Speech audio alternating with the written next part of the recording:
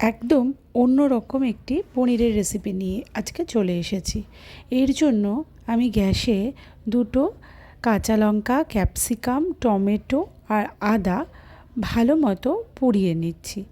আমি গ্যাসে পোড়াচ্ছি, আপনারা চাইলে উনুনেও করতে পারেন, তবে এখন যেহেতু উনুন কম তাই গ্যাসেই পুড়িয়ে নিলাম। এরপর পরিষ্কার জলে ওই পোড়ার টমেটো, ক্যাপসিকাম আর লঙ্কার থেকে কালো অংশগুলোকে ভালো করে ধুয়ে বাদ দিয়ে আমি মিক্সিতে একটা পেস্ট বানিয়ে রাখছি।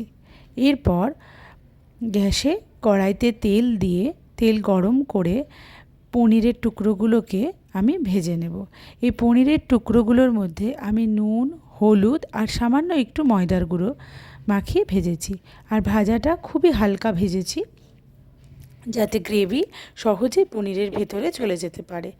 কড়াইয়ের ওই তেল কমিয়ে নিয়ে আমি তাতে গোটা গরম মশলা, দারচিনি, এলাচ আর লবঙ্গ, এর সাথে দিয়েছি সাদা জিরে আর তেজপাতা।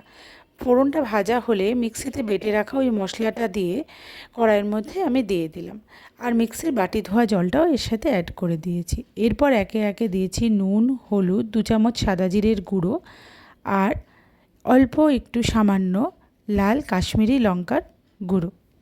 এটাতে রঙটা বেশ ভালো হয়।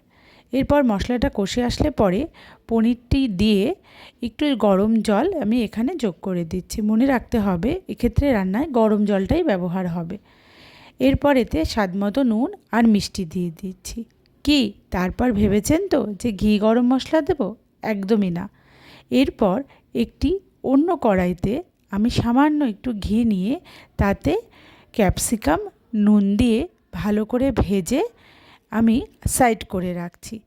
এরপর ওই ফুটন্ত পনিরের ঝোলের মধ্যে এই ভেজে রাখা ক্যাপসিকামটা দিলে একটা অসম্ভব ভালো একটা স্বাদ আসে আর গন্ধও আসে।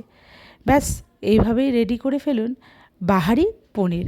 একদম নিরামিষ, পেঁয়াজ রসুন ছাড়া এই বাহারি পনির লুচি, রুটি, এমনকি ভাত দিয়েও কিন্তু বেশ ভালো লাগে খেতে।